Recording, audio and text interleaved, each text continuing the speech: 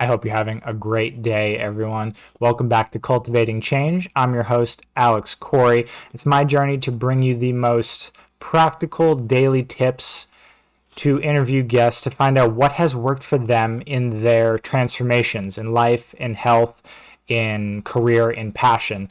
Today's guest is, as only Asheville, North Carolina can bring in its vortex of networks and expansive possibilities, a Native American elder with a rich history and touch of calamity. She's lived multiple lives, and I had the pleasure of getting to know her today and over a phone call.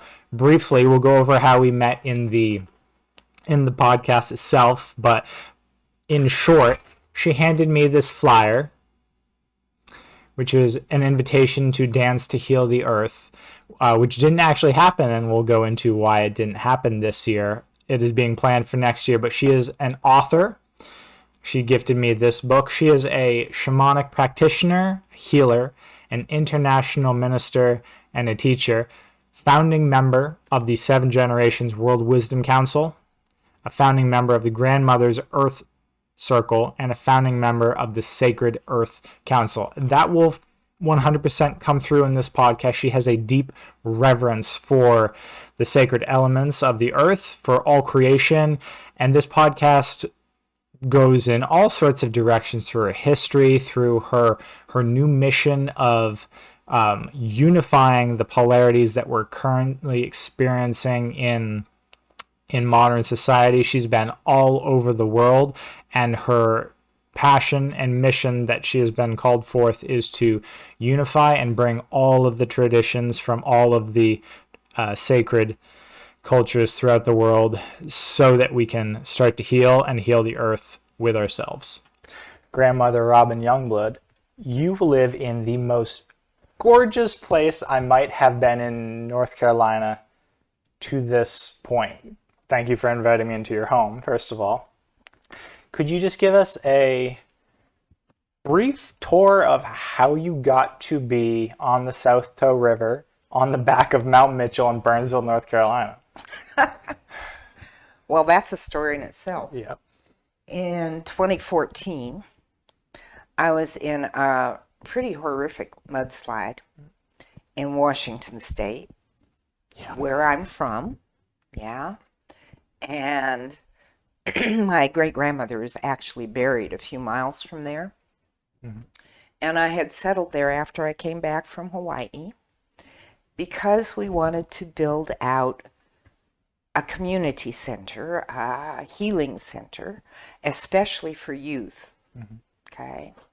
We had plans to, we had an old state salmon run that they'd totally forgotten about.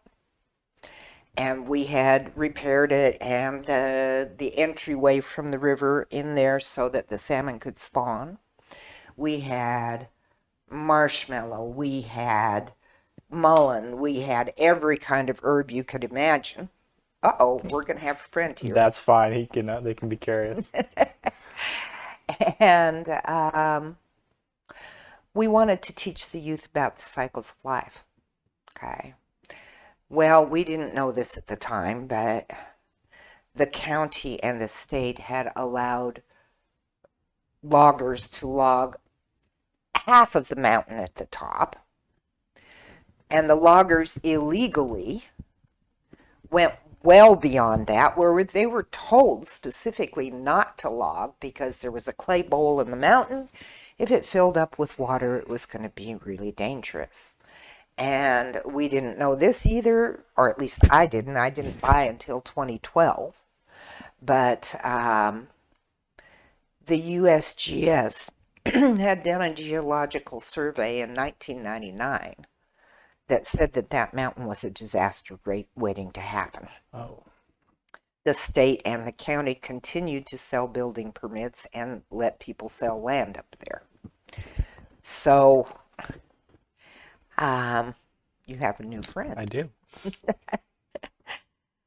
So at any rate, I had been with the grandmothers at the UN just 2 weeks prior. We'd met a contingent of the young Marines, they're ROTC, and we fell in love with each other. So they were going to come out and help us build out. Before you continue, what exactly does grandmother mean? Other than obviously what the connotation is, but is there a,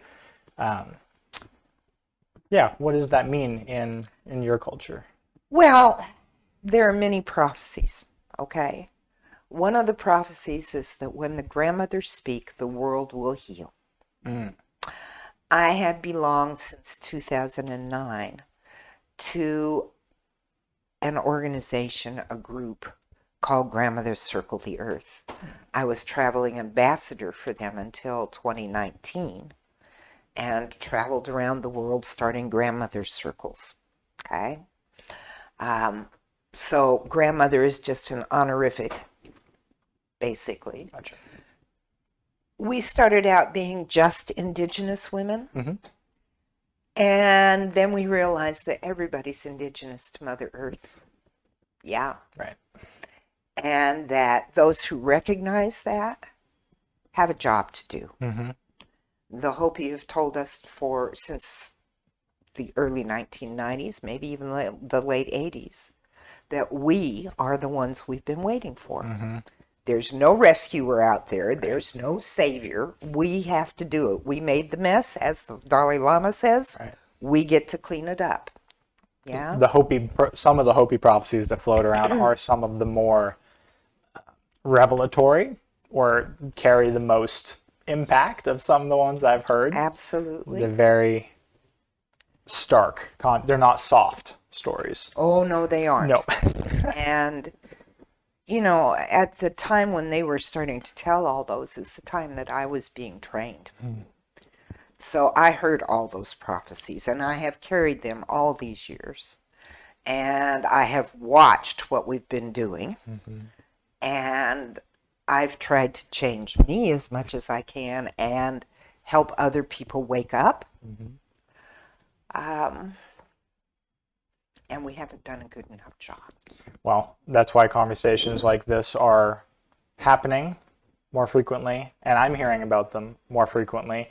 Just kind of giving people the extra nudge, and we'll get into the how we met, which is by happenstance in the French Bar parking lot in Asheville, just with a flyer and an invitation to a dance, which we'll get to. But more of those are happening. And by the way, I don't normally stop people. I was wondering. Hey, would you?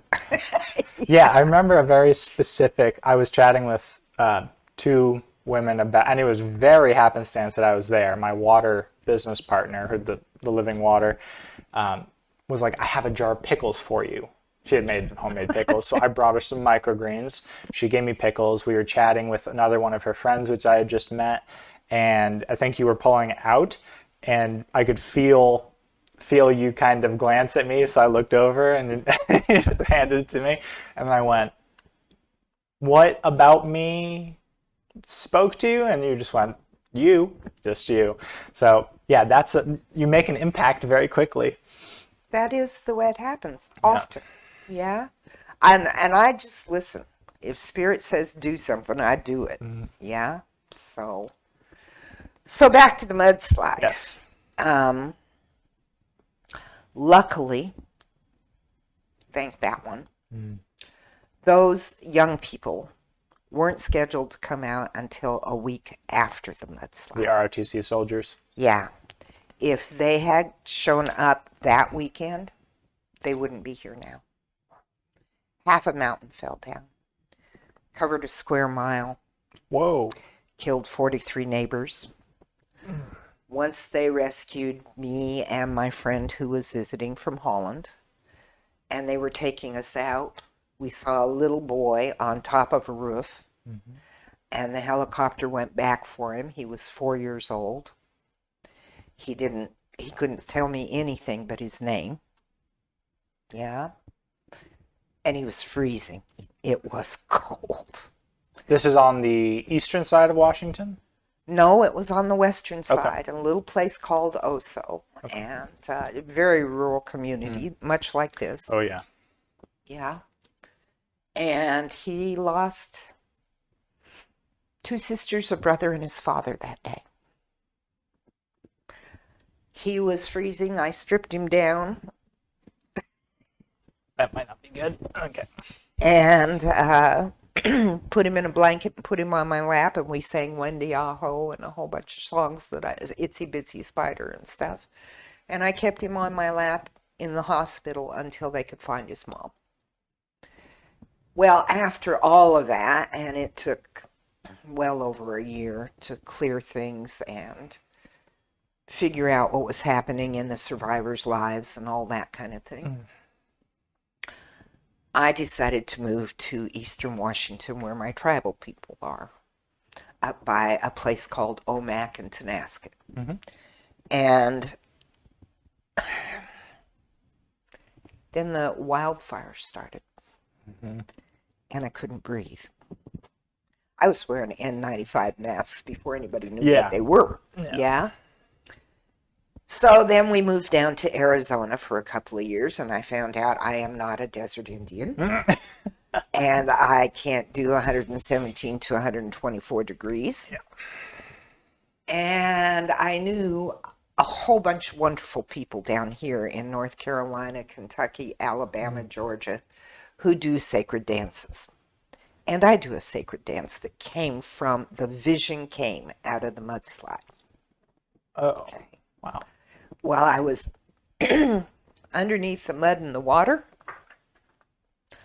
I heard Mother Earth screaming that she did not want that mountain to come down. She didn't want anybody to die. And she asked me to be a bigger voice and to do something to help her heal. Well, 3 months later, first a picture had come up with us in the mudslide. I have it in the bedroom. You might want to take a picture later. It was a picture of a Cherokee night warrior. His eyes told me we would be rescued. Okay. I asked the wonderful first responder who came down for Yeti and me if he would go back and get that picture. He didn't tell me this. He had to have a discussion with the pilots. He went back down and got it. It got in the paper with us. 2 or 3 weeks later, I found out that they had to have a big discussion about whether they were going to come get us in the first place.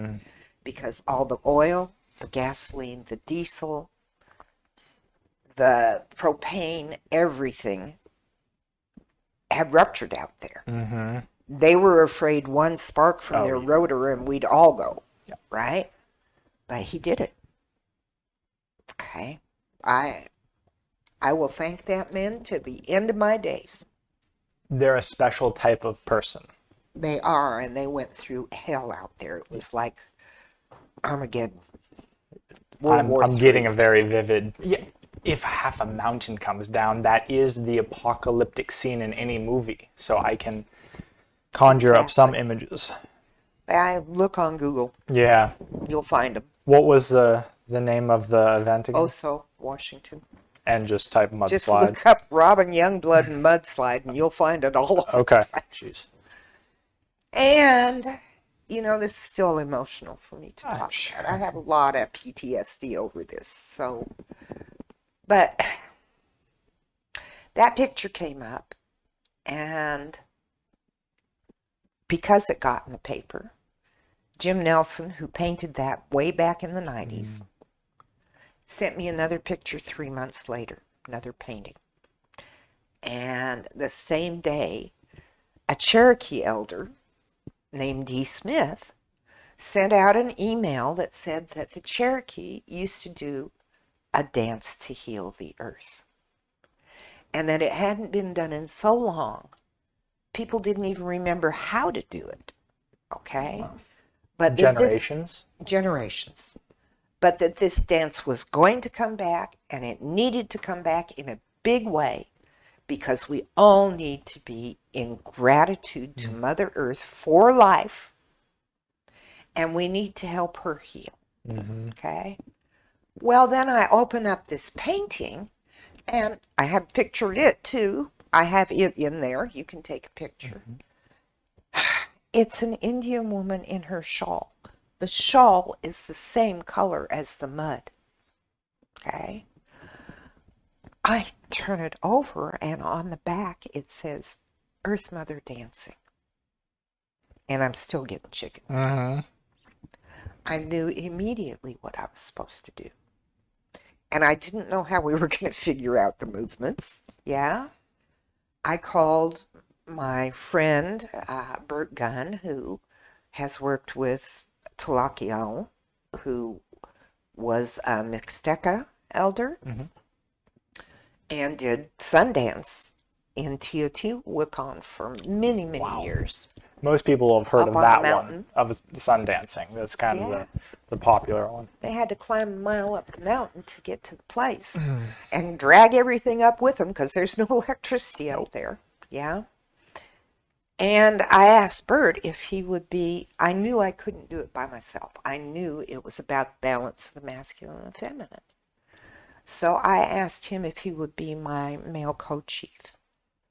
And he said yes. And we prayed about it and we dreamed on it and the movements came. And we've been doing that around the world for 8 years. We just finished a dance in Tennessee at Center for Peace in June. And we'll be doing another one next June. When you and I met, we thought we were going to do one right down here. Yep.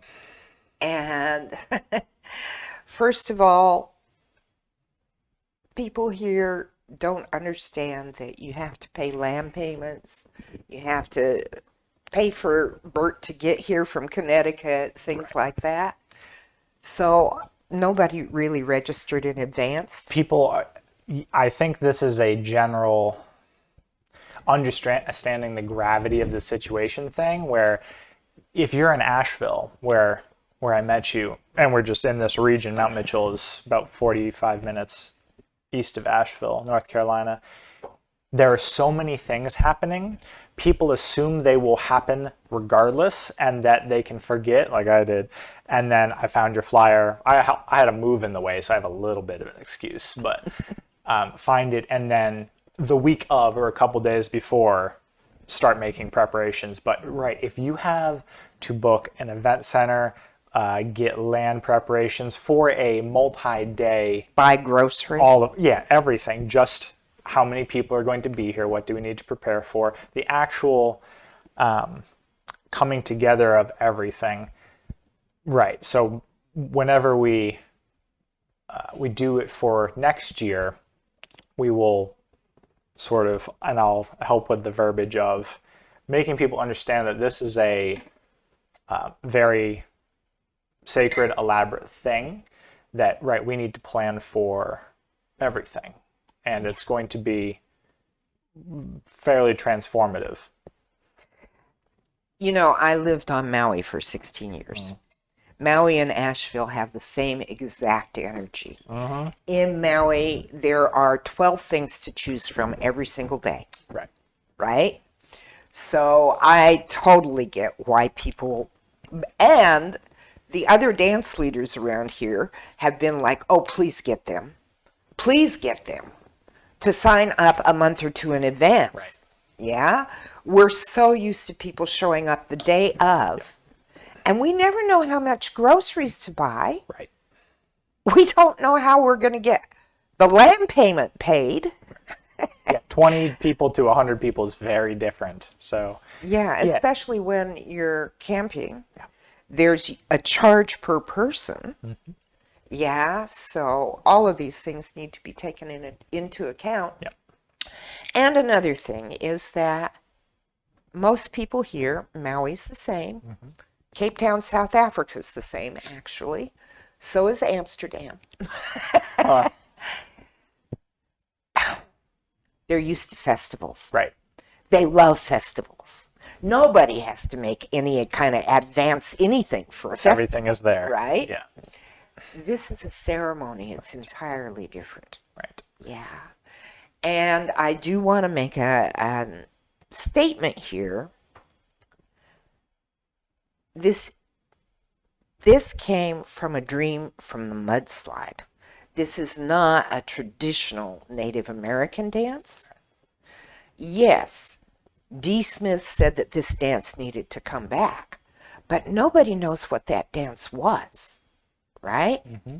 So what has happened here is that we've prayed and asked and done our own, if you would, a vision quest about this to find out what needs to happen now. I was a sun dancer for a lot of years, and Martin Highbear, who was Lakota, had the first Four Nations dance. And one of the things that he taught me very early on is a tradition that is not growing with the people is dying. We were talking about being recovered Catholics. Yep. Part of the reason why Catholicism hasn't got the numbers that they used to have all over the world Right. is because they are not keeping up with what's happening today. Right. It's not morphing and adapting to modern struggles, culture happening. Yeah, right. There's an expression that I like, which is the dogma keeps the structure, but you still have to continually revive it and bring it forth. It's the archetype of going down into the ocean to rescue your father. You have to go down and bring what is necessary. That's the sacred, that's the archetype, but it always has to be breathe new life into for the time. Yes. Right. They haven't done that well. Well, and they aren't the only ones. I mean, that's happening with our government, Right. too. Yeah. There are so many things in the world that really are, this is the time of great change. Yep. We do have to be the change, yeah? And that goes through every structure there is. Right.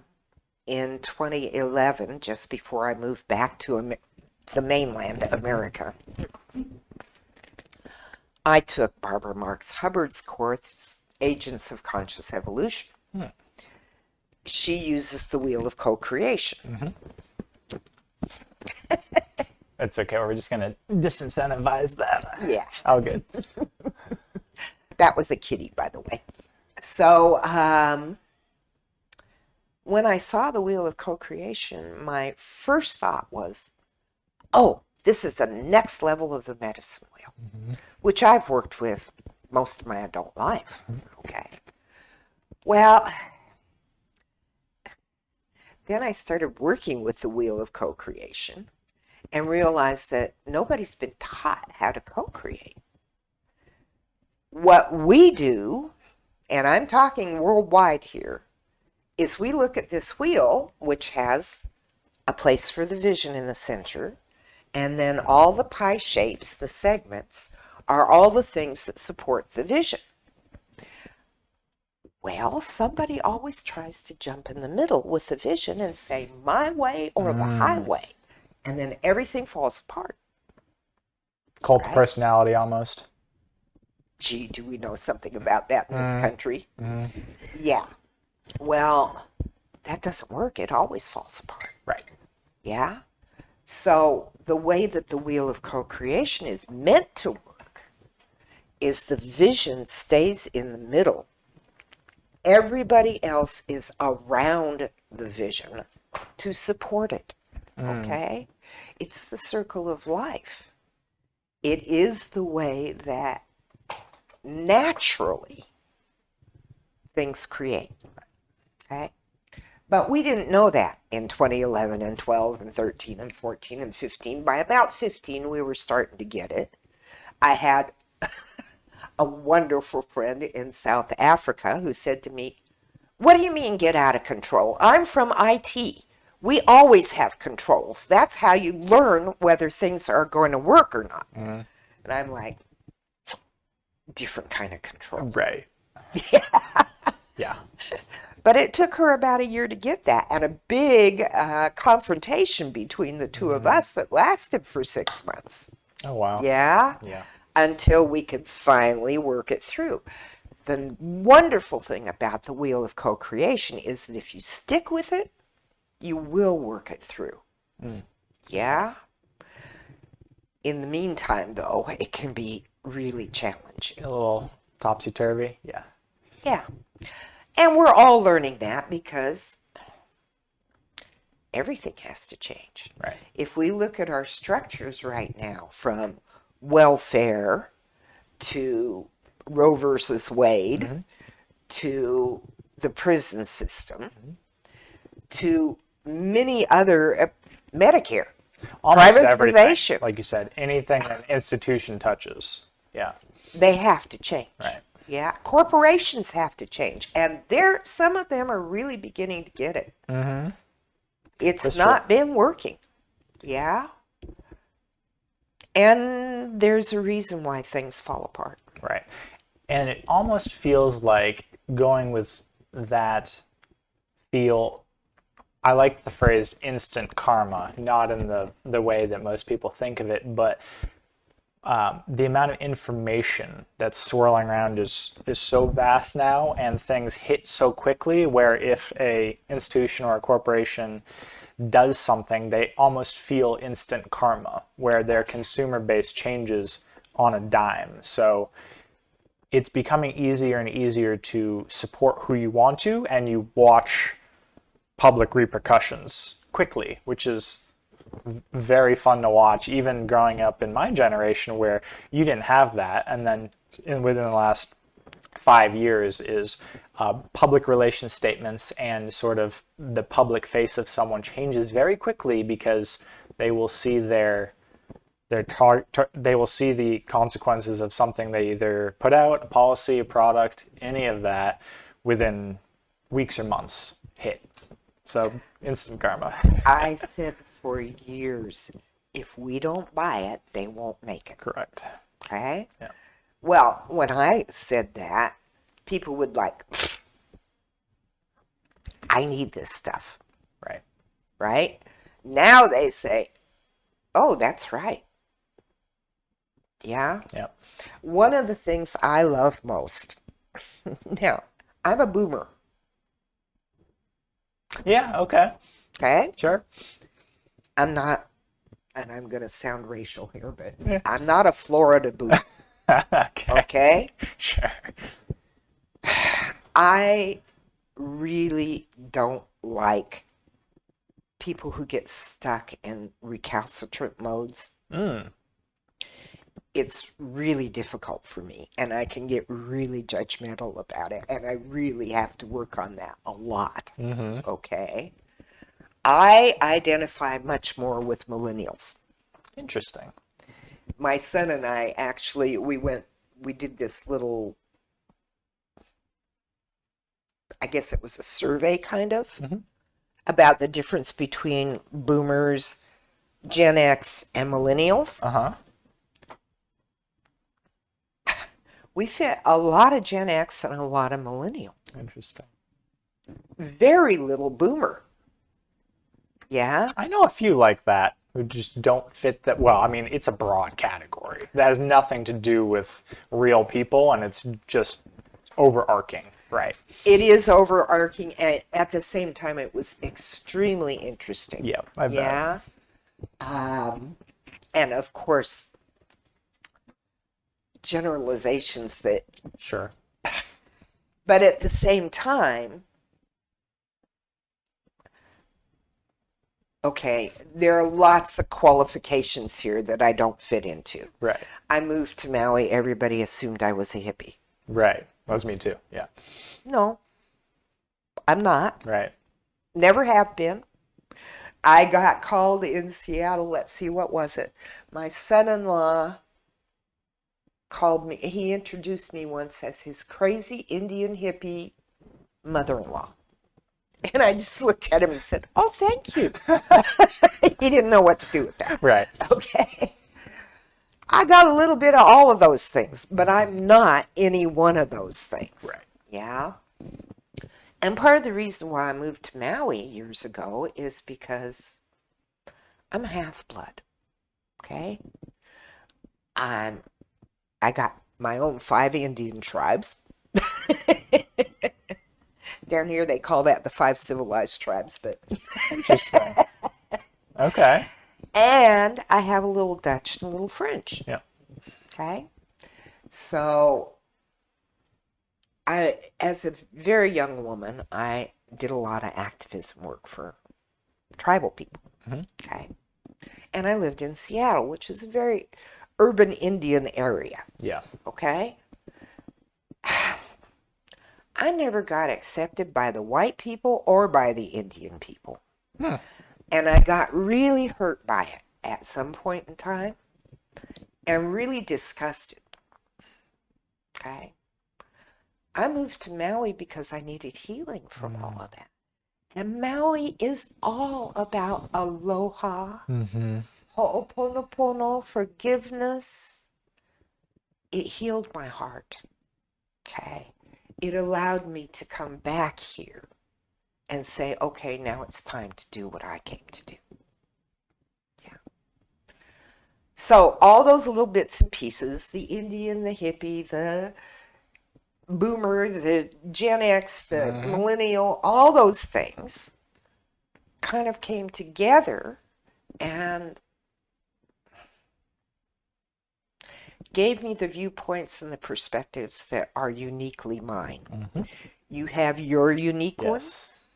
Every single one of us is a unique human being with special gifts, special talents, special needs, and special wounds. Yeah. Okay? Our job right now, as far as I'm concerned, is to do our shadow work. Oh, yeah.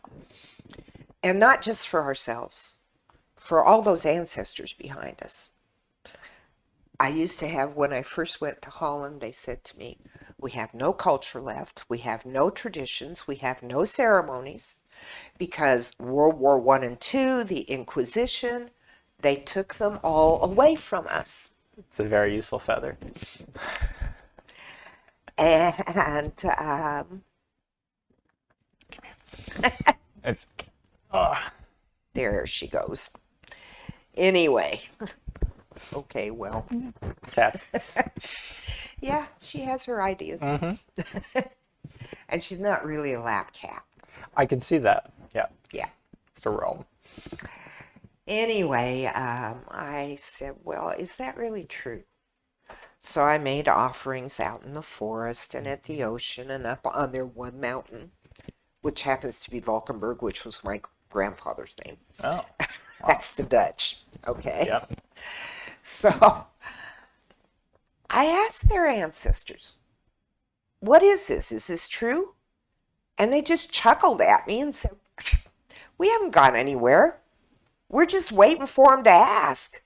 All they have to do is make an offering. We'll give them everything that they ever needed. And I started telling people that, and they started doing that. And they are reconstituting their culture, their traditions, their rituals and ceremonies. We can do that here. Yep. You know, if my ancestors are from Holland, it doesn't mean I have to go to Holland. It means I have to make an offering to those ancestors and ask them to be present with me. Our cultures, our old cultures, aren't really that different. Right. Yeah. And all those old ceremonies, all those old things that connected us to the land, to the trees, to the water, to the fire, to the air that we breathe. The sacred aspects. They're all there. Yep. Yeah. And yes, a lot of those ancestors were wounded in ways that we can't even imagine. Okay? And we can still help them heal. Just by giving them honor and respect and listening to what they have to tell us, because they've got a lot to say. Oh, yeah. Yeah. Lifetimes. Yeah. Yeah. And when we do that, they're like, oh my God, we're being recognized. We're being loved. Thank you. That heals us. I'm getting emotional. That's okay. I'm holding it back because this last 2 years has been, I come from a mixed family, but I'm probably the most Lebanese looking, like Lebanon, the Middle Eastern country of my family, especially when my hair grows out. If it's long and curly, I look way more Mediterranean. But my family has a nice, around holidays, like most families, we honor that tradition and the food comes back, but I still don't know much about my ancestors, that culture, or the Polish and German and English aspects of my family that I'm a part of, and I'm all over the place as well, but I'm sure each of those has a rich tradition, and like you said, there is a fundamental human experience. So all of the old cultures honor the same aspects, and it's reliving the same experience and trying to improve. And I was having a very strange conversation, just a little tangent, with at a potluck the other day in Weaverville, and I met a woman who was an astrophysicist for her undergrad and then did Ayurvedic astrophysics as her master's, right? And somehow we got into, she was talking about Sanskrit and how the actual characters were the closest, the way you say them is kind of the closest resonant frequency to just an old language. So you just have a little more raw touch with reality. And she said Cherokee is pretty close to that. It's an old language on par with Sanskrit. So you know that some Cherokee words are the same as some Hebrew words? oh, I wouldn't doubt it. All of, yeah, those ancient cultures where they haven't been morphed. They're close to raw, touching a field almost. Mm-hmm. I can't describe it any better than that, but kind of just you have a pulse on reality where I'm curious, does this woman do any sound healing work? Mm-hmm. She does some biofield stuff. Oh yeah. You can't. If you learn that, you can't avoid that or escape that. Music was the first language. Right. The and word. It's mathematical too. Right. Yeah. Language of existence. It's creation. Right. Yeah. That's the one thing most belief systems, cultures agree on is different words, but in the beginning there was the word, which is that. The word was made flesh. Right. So it does all usually come back to sound, which has various abstractions, mathematics, or ways we interpret it, but yeah, it's the resonant field that we're sitting in the ocean. Many creation stories, the Tiwa, the gods were male and female, mm-hmm. and they sang creation into existence. Mm-hmm. And one of the traditions that I've followed over the years, everything came from the void, but it came through sound. Mm-hmm. Yeah. When I hear the word manifest, it gets kind of used in weird ways by New Age communities, but when I hear it now, what I think of is just that. Bring from the void, usually through voice, into existence. So that's what I usually think of. From nothing, and then there is a vibration. Well, think of some of the books that have been written. Take Jules Verne's, for example. Mm-hmm. Okay? He wrote 20,000 Leagues Under the Sea. And suddenly we had submarines. Right. Yeah? Words, whether they're who or whether they're written, mm-hmm. are a form of bringing something to existence. Right. Anything that has been created has been imagined first. And one of the things that humans do not take responsibility for is that we are all creators and destroyers. All the time. Yep. We never stop. Yeah? If we would really be conscious of that and responsible for that, it would change our lives automatically. Mm-hmm. It's an extra layer of responsibility, and I think you hit the nail on the head, which is life is difficult enough sometimes, so just acknowledging that you have the power of creation, which then means you have the responsibility of conscious creation, is a fairly heavy burden sometimes. So Also, we have the power of destruction. oh yeah, We are Kali. right, Yeah? the destroyer, yeah. Yeah, and those little skulls around her neck mean something. Yeah. I was listening to a good Aubrey Marcus podcast, and they were discussing that just if you want to think about it like that, all of the ancient gods are aspects that are still very present. So during some ceremonies, people still channel that Kali, and it'll be them, but it'll almost be like they're possessed, where it can be used as a protective energy, but that raw, aggressive, destructive, threatening power comes through. That story kind of threw me, where I hadn't thought about it like that. Same with the Greek gods or any of that. It's just aspects, perspective, angles that every human has access to, which can be terrifying if you're in your full throes of that. Do you know Omalia Cherokee Lewis?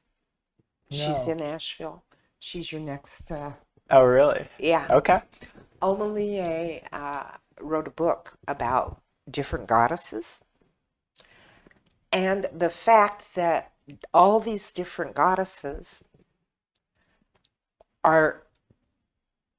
they carry the same energy forms. White buffalo calf woman, Kuan Yin, who actually was Guan Yin at some point. Yeah. Yeah. I'm familiar with the Egyptian, like Isis, Mary, like those iterations through time of the same feminine goddess energy. Is this familiar? She's comes from a Yoruba lineage. Yeah. So African. Okay. So she would be familiar more with Orishas. Okay. Okay.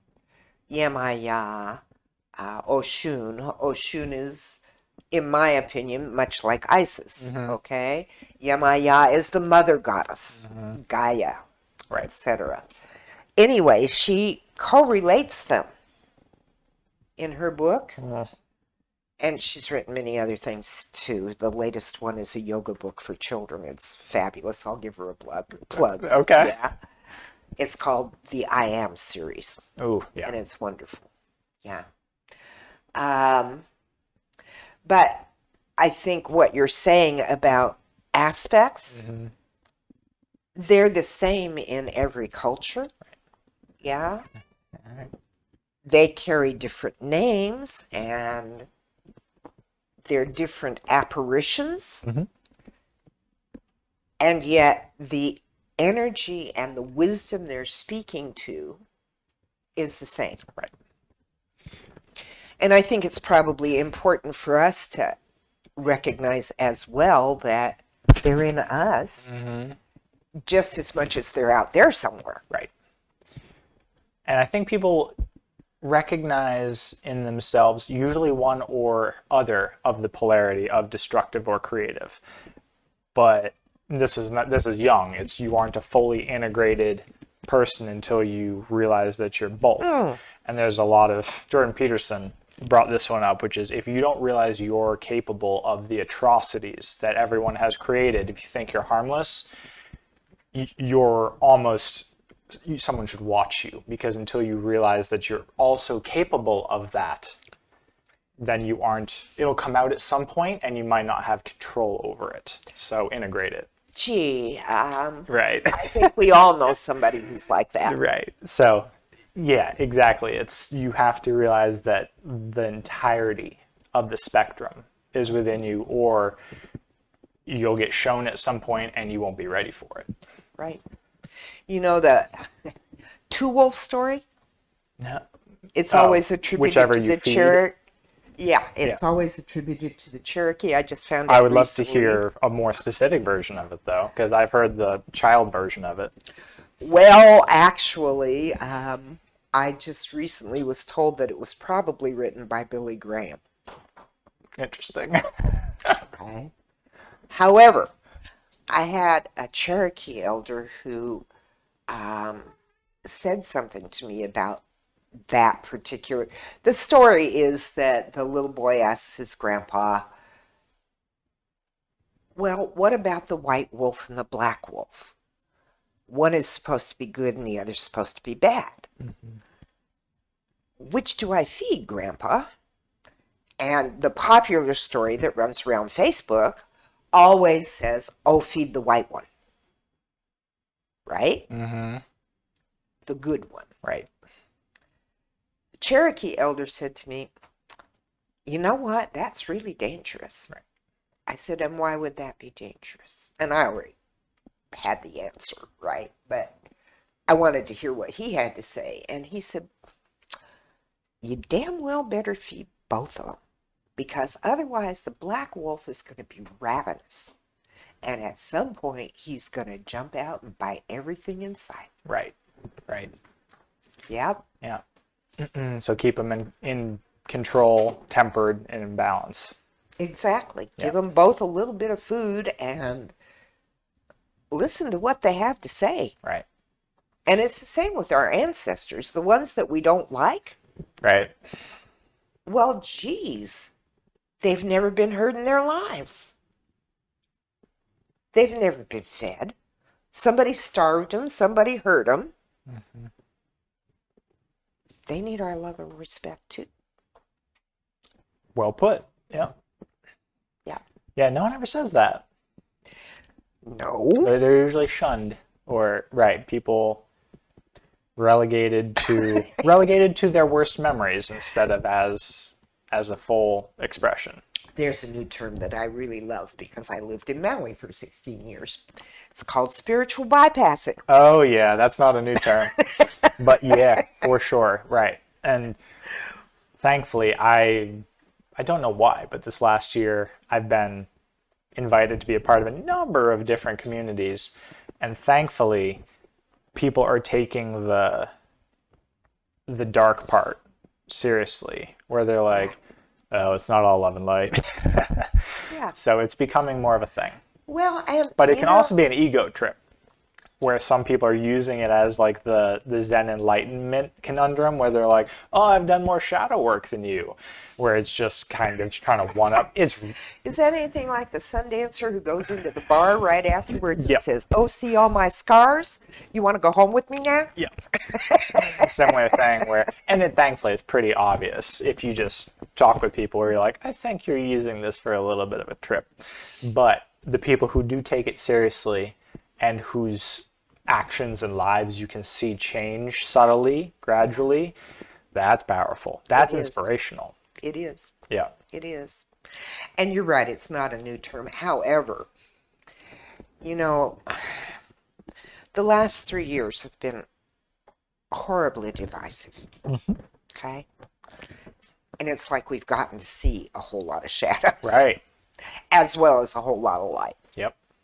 And the job that I see myself having these days is to help reunify us. Mm. And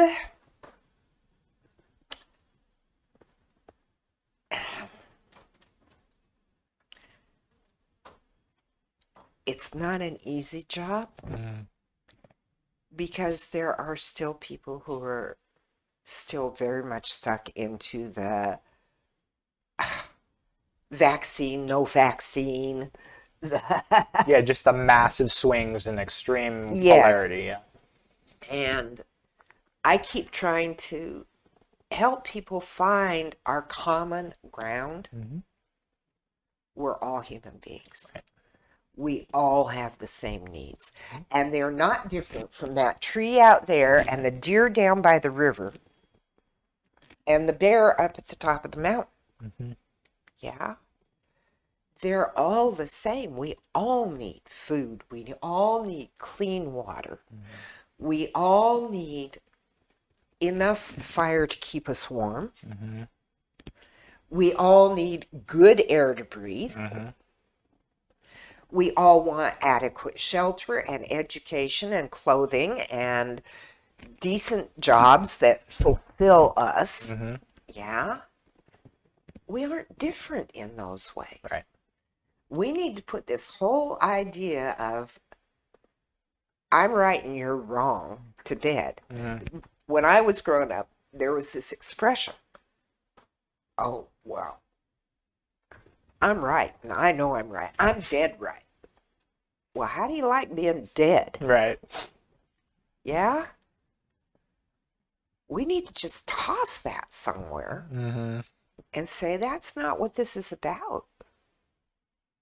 This is about finding the ways that we can help each other. Mm-hmm. And that means all of creation. Right. I think a lot of that divisiveness has been stoked on purpose. Oh, of course. Yeah, I am such a better person if I just don't look at media at all for like 3 days. Just my outlook on life changes, especially if you get outside, like you said. So if you bathe in creation and just, obviously you can't escape hearing about things because people talk and connection is so important. But if you just don't get consumed by it, like life gets really positive. If you, like, I'm a hyper cynic by nature, and I can spend way too much time just digesting information about all of the issues and problems and just kind of get into a fairly dark place. Or now the solutions exist, like you said. We know what we have to do in almost all of the areas, agriculture, any of the humanities, just as the broad spectrums, people are making gradual and sometimes monumental change. So the problems aren't unsolvable, but like you said, it's communication and unifying people towards a single, like, human vision. Yes, and there is a tipping point. Right. Okay? I keep telling myself we're not past it. I hope. Mm-hmm. Yeah? Yeah. Even if we are in an extinction event and we're the ones, Mm-hmm. there will be some of us left. Right. There always have been. There always have been, and many indigenous cultures say we're in the fifth or sixth world already. Yep. Yeah. Right. I would prefer not to get to that place. Right. And I hear all the stuff about Putin. Mm-hmm. And what Biden said this last week about we could be closer than we've been since 1962 to a missile crisis. Yeah.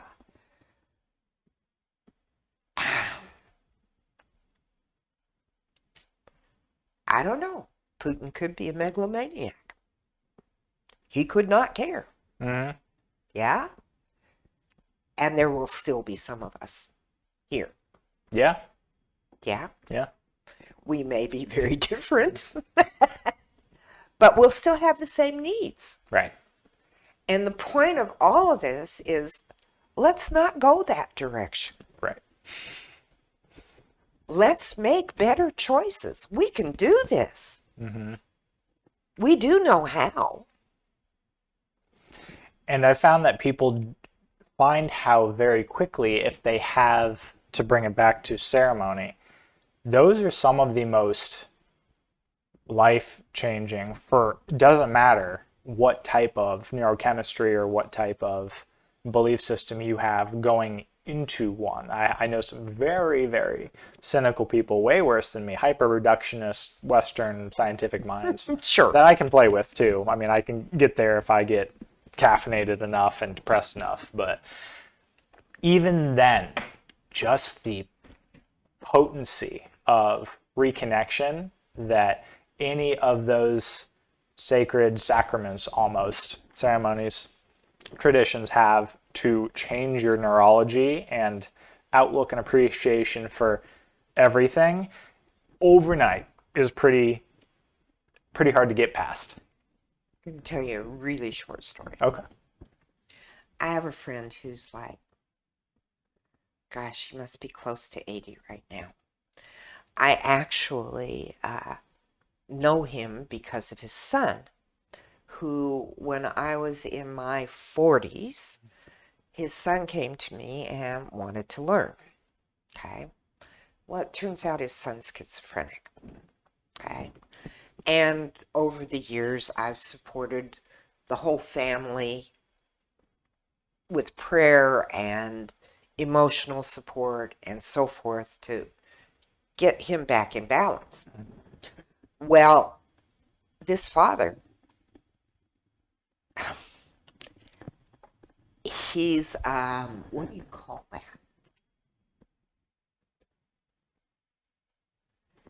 He's a scientist and he works on things like radiation, and he's really a big deal in Washington, D.C. Okay. And of course, he's retired now. Just in the last year, he's been following my posts and all that kind of thing for years. Okay. Just in this last year, he started responding differently. Before, it was always the science, right? Now it's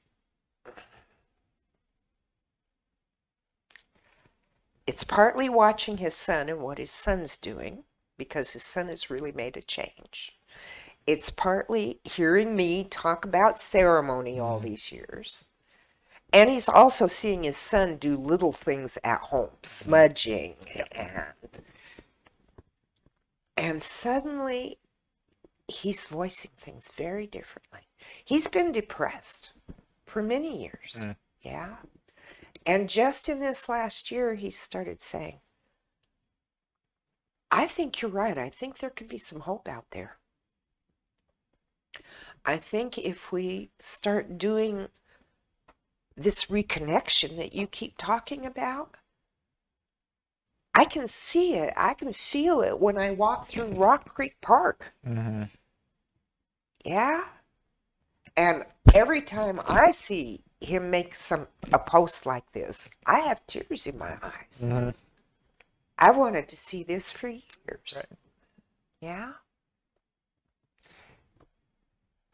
And it is impressive when it's, because I've dealt with clinical depression in the past, and it's hard when you're in it to see a way out or another. Oh, yeah. Right. But the potency, and exactly what you said, usually you can tell someone's had a change in their mindset on their outlook because the words change. And I've recently been just trying to use better words, because I've listened to enough podcasts on spelling, on magic, which is just ways of saying what you're putting forth into the world, where I used to be hyper scientific, always had a combative framework, and now it's shifted into more listening and subtle, slow, trying to put exactly what I want out there. And it's not easy, but you can usually tell when someone's had a change by the way they're speaking, exactly like you said. One of the things that I say fairly often to students on Facebook, all over the place, is the universe only knows how to say yes. So watch what you're telling it. I love that. Yep. Yeah. What do you teach? Well, I have a couple of books. Yeah. One of them is Path of the White Wolf. I wrote that way back. Sandy and I wrote that way back in 2007. And it is a journey around the medicine wheel, a year-long journey. The medicine wheel can be used as a compass for life. It is the circle of life, the wheel of life. Yeah. The 4 quadrants, east, south, west, north, in the northern hemisphere. Right. East is new beginnings, new visions, new dreams. What wants to emerge now? Okay. The south in the wheel that I use, and every tribe's wheel is different because they're according to what they observed on their landscape. Which are you using? I'm using the one from my Okanagon people. Okay. Which is very similar to the Ojibwe one. Okay, we're all northern people. Gotcha. Okay, so it's yellow in the east. It's red in the south, the hot summer sun. It's life, passion, and purpose. The East is your solo journey. The South is about your partnerships, whether it's with your children, with your spouse, with your working partners, your play partners, your prayer partners. Okay. The West is Black. It's all about adulthood, community, maturity, healing. Okay. And the North is white. The silver hair of the grandmother, the white hair. Yeah. The wisdom of the elders, our connection with our ancestors, and what wants to activate in our DNA, because they gave it to us already. Right. Yeah.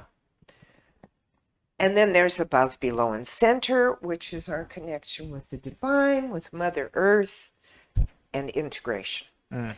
And one thing that's different between New Age and Old Age, New Age thinks that integration happens in our heart. It happens right there. Interesting. This is the womb, and men have a womb space just as much as women do.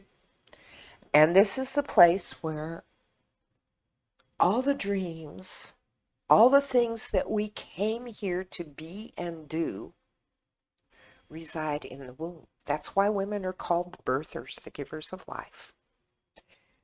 Men have that same, you just use it in a different way. Right. Yeah? When we begin to realize that, then we can bring what's here, what's truly integrated at the core. There's a reason why they call this the core. Okay? Keeps us strong and steady and upright and... Foundation of all movement, foundation of most things. Yeah. Absolutely. Yeah. Then we can manifest. When I first went to Thailand, I met all these precious Buddhists who had all been taught to reach for nirvana. From their heart down, none of their chakras were moving. They couldn't manifest a darn thing. That's why there's so much poverty in the East. Yeah? And I started teaching them about this, and they were astounded because they'd always been taught they were supposed to go there. Yeah. Right? And they finally said, oh, well, you mean I can actually bring something into this world? Yeah, and you'll be a whole lot happier if you do. And they started doing it. Yeah. Their whole lives changed. So this is a really important teaching. Okay, so Path of the White Wolf is our personal transformation. Okay. Sandy and I wrote another book in 2020. Recently. Right in the middle of COVID. Yep. We finished the last sentence on winter solstice. Oh, wow. We spent 2021 putting it out to different publishers and all that kind of thing. The first book we self-published. It's a lot of work. Sandy did all that work, thank God. Yeah. There's no way I could do it. Yeah. It's okay. Anyway, she said, no, I'm not doing it this time. I said, please don't do it this time. Right. Well, Llewellyn picked it up. And I don't know if you know who Llewellyn is, but they're out of the UK. They did Animal Speak, which is kind of the shamanic go-to book for animal totems. Yeah. And they've done a lot of other really interesting New Age work and traditional work. So they picked it up. And this book is for what's happening right now. It's really cogent. It's really timely. It's still a path around the medicine wheel, but it's using it for how we work together, how we co-create, whether we're co-creating with our family or in the workplace, or we're doing it in ceremony, or we're working in the world to change the things that need to happen in the world. So part of the reason for going out to a big publisher, Llewellyn calls themselves worldwide publishing, part of the reason for going out to them is because I want this book in the hands of everybody who's interested. Right. Yeah. Yeah. The first one was like, okay, there's going to be a lot of people interested and they know they need to change. And over the years, because I've done this online course with it for, well, since 2007, I've worked with hundreds of people, maybe thousands, to help them transform their personal lives. And, okay, I got to do a little backstory first. My teachers were mostly in the Northwest, and most of them are in the spirit world now, to be honest. Northwest, like Pacific Northwest? Yeah. Okay. Fred Beaver Chief Jameson, Johnny Moses were both cousins. Johnny's still here. Beaver Chief's in the spirit world. Martin Highbear, George Amia, a whole bunch of different folks. Yeah? And from many different native tribes. At some point, Beaver Chief and I were talking one day. I wanted to go back and live on the res. And he said, don't you dare. And I said, why not? And this was like in the late 80s. He said, because you're too soft. I said, what? And he said, honey, there's a knifing or a shooting practically every night on the res. And right then, that was true. Okay? He said, don't do that. I said, okay. He said, you're not a res Indian. You're a half-blood. So what that means is you're a bridge. You're a bridge between ancient and modern. You're a bridge between indigenous and normal culture. Right. Yeah. We want you to go out and learn from as many different indigenous tribes as you can. At some point, we're going to need people with baskets of wisdom from many different cultures. You'll have nuggets of wisdom from all of these cultures.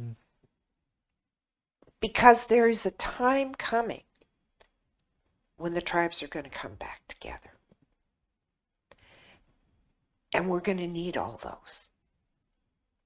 And these modern people that are coming up now, they aren't going to be able to follow one culture like he was referring to him in his generation, like we have, right? They're going to need teachings from all these cultures. And many years later, another native teacher told me a story about when the very first tribe split off. He said, they were all clans then.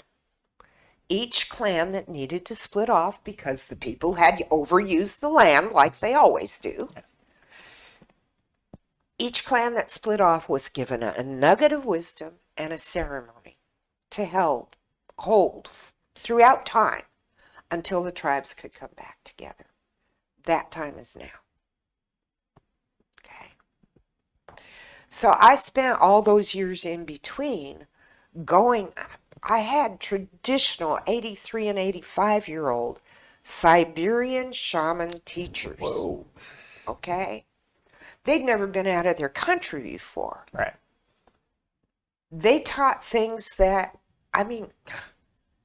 Grandmother Misha was about that high, and she probably weighed 80 pounds, and the woman could drum for 8 nights at a time, all night long. for a Kamalania ceremony, a soul retreat ceremony for hundreds of people.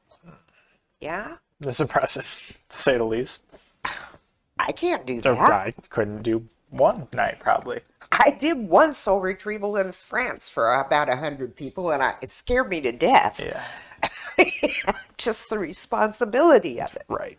Yeah? Yeah. I've had Polynesian teachers from several different areas of Polynesia. Mm-hmm. I worked with Aborigine teachers and African teachers, and I've spent 40 years at this. Mm-hmm. Okay. Lifetime. Yeah. So all of the things that I have learned are in those two books. And give me the name again. I'm going to get a copy of the new one for myself. Amazon.com. Yeah. The new one is Journey of the White Bear. Thank you. A Path to Our Shaman's Heart. And the reason it's called that is because all of us have a shaman's heart. Mm. We just have to access it. We've been taught to shut down, shut down, shut down, shut down. Okay? Yeah, oh yeah. This is the time of open up, open up, open up, open up. Okay? So that's what this book's about. That's beautiful. And I think more people are almost too quickly, to the point where I probably know 10 people who are having a very difficult time Too vulnerable? Adulting, almost, as in just so much is coming up and coming in where it's overwhelming and they're just having trouble processing normal life. That stream. Send them my way. Oh, you're right. I know. I mean, we need all help we can get at this point, but I'm going to do a year online course with this book too. Oh, wow. Okay. Yeah.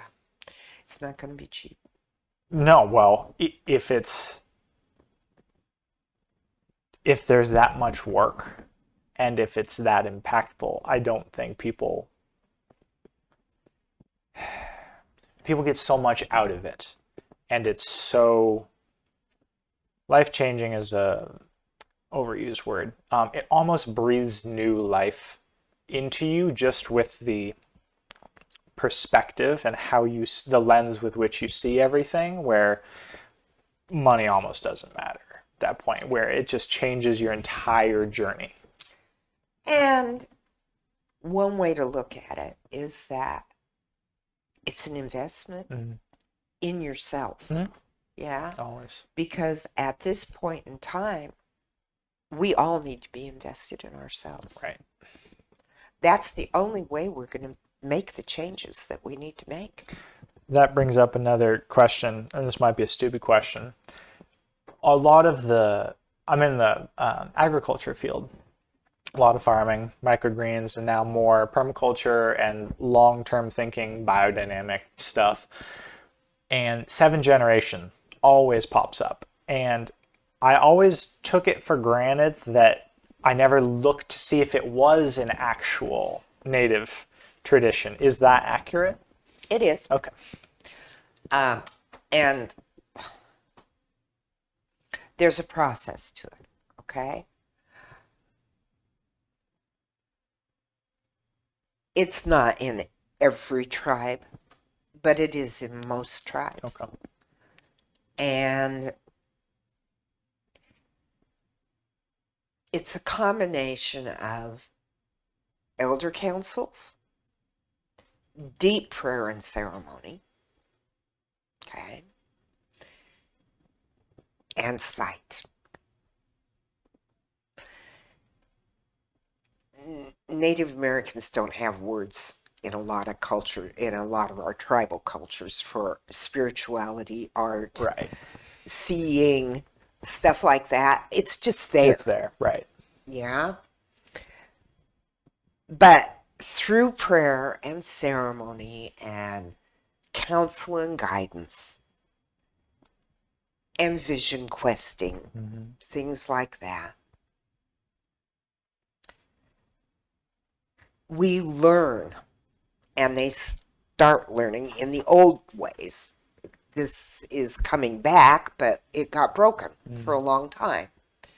But in the old ways, you started learning these things when you were 5 and 6 years old. In my tribes in the Northwest, children were sent out on their first overnight vision quest when they were 5 or 6. They didn't know it, but their parents were watching, right, to make sure that they were safe and all that kind of thing. That's an early initiation. Early. Yeah. Yeah. I can And see 10. scary. 5 is early.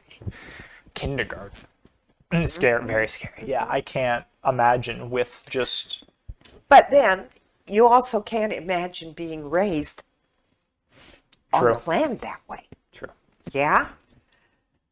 So, now that these things are coming back, little children are now being immersed in the language again. They're starting to learn how to see things again. Okay? We rarely knew things like schizophrenia. Right. Mental breakdowns. Okay? Probably the whole host of the DSM book, the psychology. Yeah, right. So Yeah. I'm sure, well, and that's the same with any native culture before they got introduced to English cooking. All the chronic diseases, they didn't have a word for most of the ailments that plague us now because the food was completely different. But similar story. It's didn't have a word for it, wasn't a problem. Something changed. Yeah. Guess what changed? Well, and also a lot of the foods that Europeans think belong to them actually came from here. Right. Yeah. Yeah. But at any rate, when children are supported and encouraged to share what they see, we've all heard about indigo and crystal and violet ray kids. That was the norm in the old days. I figured. Okay? Nowadays, it's special only because parents are beginning to realize, oh my God, they need to support this instead of shut it down, right? When it's supported, they're going to see, well, if I do X, Y, and Z, it's going to cause that. If I do ABC, it's going to cause that, and that, right? And when they can talk about these things freely and get the counsel and guidance from their parents, their elders, maybe their grandparents, right? It's going to change what drives them as they grow up. Right. We are in a transitional time. For sure. And we're relearning those skills. So we're going to make a lot of mistakes. Oh, yeah. And we're doing it. Yeah? Your generation is doing it. Yeah? There's a renewed interest, because it's so addictive. There's such a... I just started Tai Chi because I needed something I just started back. Did you? Yeah. I needed something to help me check in with my body that wasn't breaking it down. So I have a history of personal training and resistance stuff, but at some point you're like, it'd be nice if there was some way to connect with myself at that energetic level that wasn't taxing. And that is such a good way to do it. And it's where I was going with that is it's invigorating to make such leaps and bounds because you're so bad at the beginning. So it's addicting to learn all the new skills that are coming back, to start doing the traditional practices because there is so much growth and novelty and there's no downside. Like they're always useful. These are hyper useful, practical, necessary sacred skills. So you get the benefit of constantly growing that addictive process and learning how the world works in the process. And they're all about connection. Right. Yeah. Yep. Um, one of the very first Tai Chi movements I ever learned. I should teach you this. You should. Maybe after. Yeah, You want me to be although really you might bad. want to record it. But we could do it after. Okay. I took Wendy Aho and did Robin's Tai Chi with it. Okay? So it's very simple movements, but it's I've got to put my feathers down, sorry. That's okay. Stay. It's a movement of greeting the morning sun, giving thanks to the sun, right? Protecting ourselves from back, scooping up the energy of Mother Earth, bathing ourselves in it, and giving it to the next direction. Yeah? It's not only sweet, it just totally goes with the song.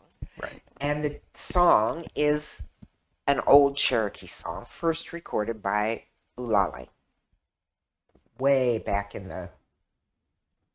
maybe in the 90s, 2000s, somewhere in there. And I've been told that it's a song about the Cherokee greeting the morning sun. So to do these movements with it just feels really natural. Yeah. And I do it out there. Yeah, I would. Yeah. Yeah. And it's such a wonderful way of saying good morning.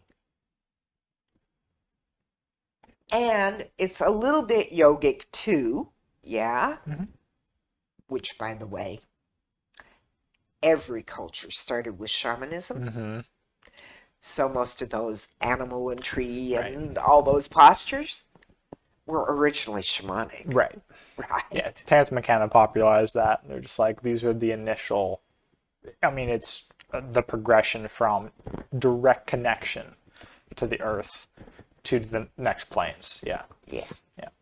I have a girlfriend who's a yoga teacher, and years ago when we were on Maui, we never quite got around to doing this, but we were going to do a Shama yoga weekend. Yep.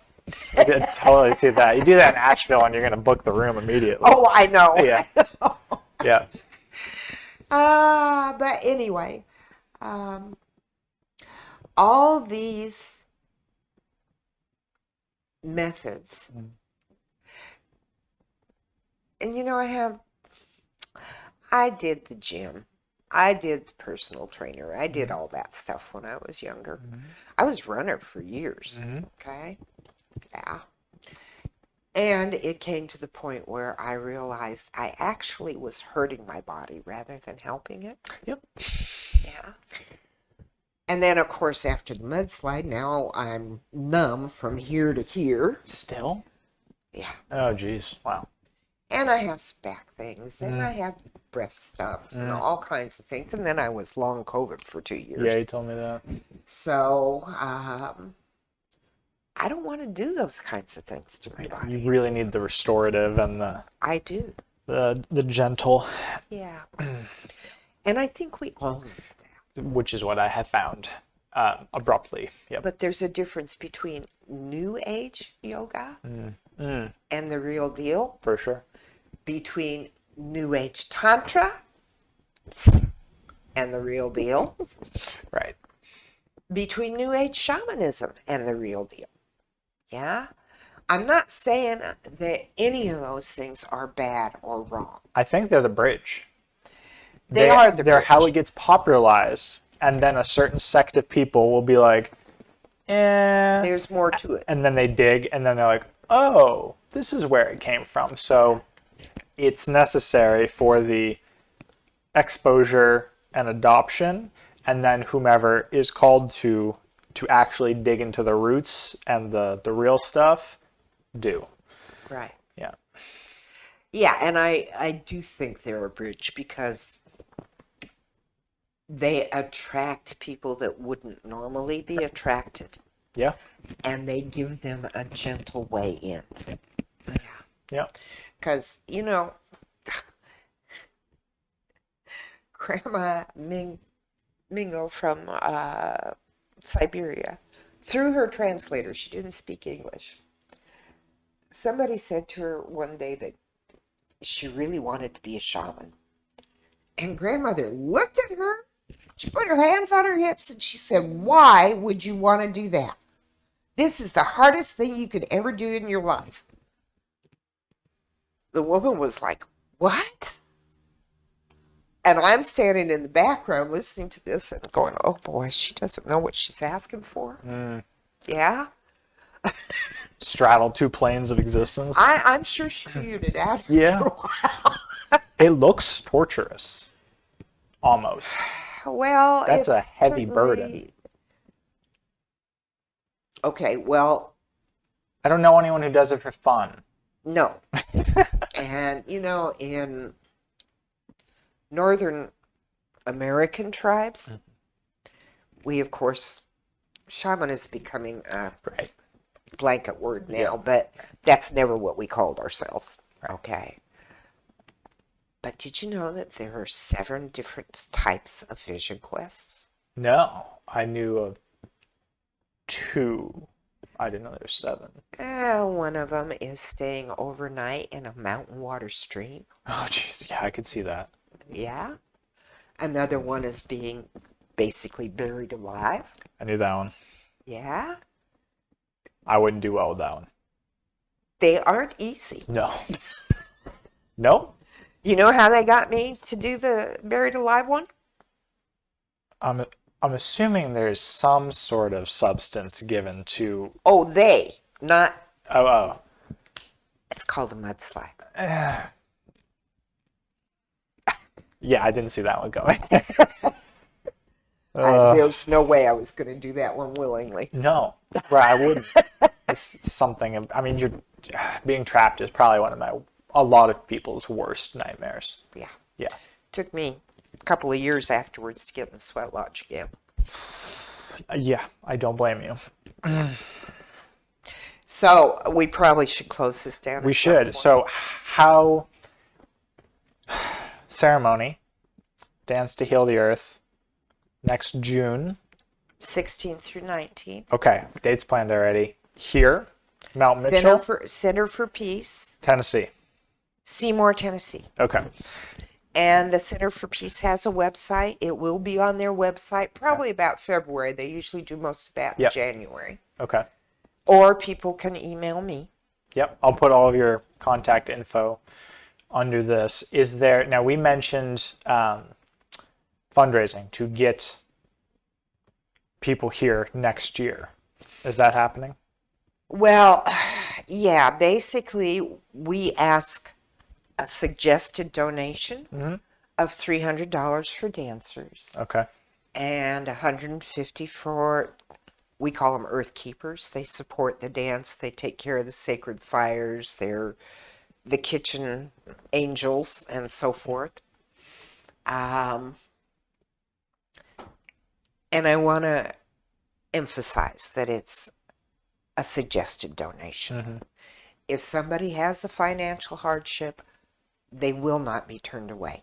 We'll find some way to do it. Right. Okay? We do ask that much because we got to pay all those bills. Right. Yeah? Yeah, land, venues. And I wish I could afford to do it all, but I can't. How many people usually are at one of these gatherings-ish? Well, the one we did this year, was, we haven't done anything down here since 2016. So it was very small. We're all coming out of COVID. Yep. We probably had about 20 people. Okay. Usually it's somewhere between 30 and 40. We have had dances up to 65 people. And Bert and I can handle that, and Center for Peace can probably handle that. I wouldn't put that many people down here. Right. Yeah, so. Okay. Yeah, and we're tentatively thinking of doing something next year here. Right. Somewhere in the area. Like the one that didn't happen because people were like me and didn't respond.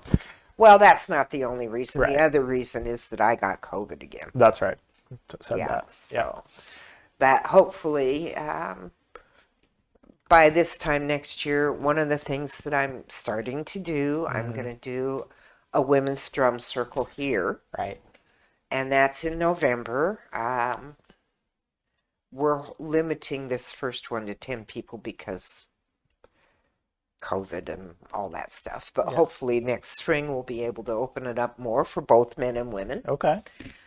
And I'm going to start doing some water ceremonies and other ceremonies. That I'm here. fascinated with. Yeah. Because I'm turning into a water nerd. So I would absolutely love to observe that. Yeah? Yeah. Lovely. Yeah. Nobody observes at my ceremonies. You participate. That's what I meant. Yeah. Well, I didn't know if it was set up like one of the dances where there was a core group of people and then there were people who were lending energy and support. No, we're going to walk up to Roaring Falls. I saw that. Yeah. It's only about a half mile and it's a pretty easy walk. Okay. And it's this kind of fall. Yeah. Not kind. Right. Not a drop fall. And we'll do the ceremony up there. And at some point, I'm going to do a fire ceremony and talk story. Mm-hmm. Well, as you do around the fire. Yeah, absolutely. And yeah, we're going to do some things around here. It needs it here. It's a beautiful land, but it needs it. Gorgeous, and I'm sure, it needs all the help that we can give it. Yeah. 2 books, a course, which I'll put below as well, and then the Center for Peace. I also have other students now teaching Path of the White Wolf. Oh, wow. Okay. So both courses will be available, and Path of the White Wolf is much less expensive than this one's going to be. Gotcha. Because it's personal rather than for the whole world. Yeah. Do you have any place where people can find you? You mentioned Facebook. Mm-hmm. If people want to interact, is Facebook the best place, or is there the other? Or do you maybe want to temper that? Well, it's the best place, but Facebook thinks I have enough friends. Gotcha. So they can follow me, or they can message me. Gotcha. Okay. There is dancetohealtheearth.org. It needs to be updated. We'll work on that. We will work on that. Yep. And churchoftheearth.org, which currently is the old website, but you and Raven are going to be getting that done. Yep.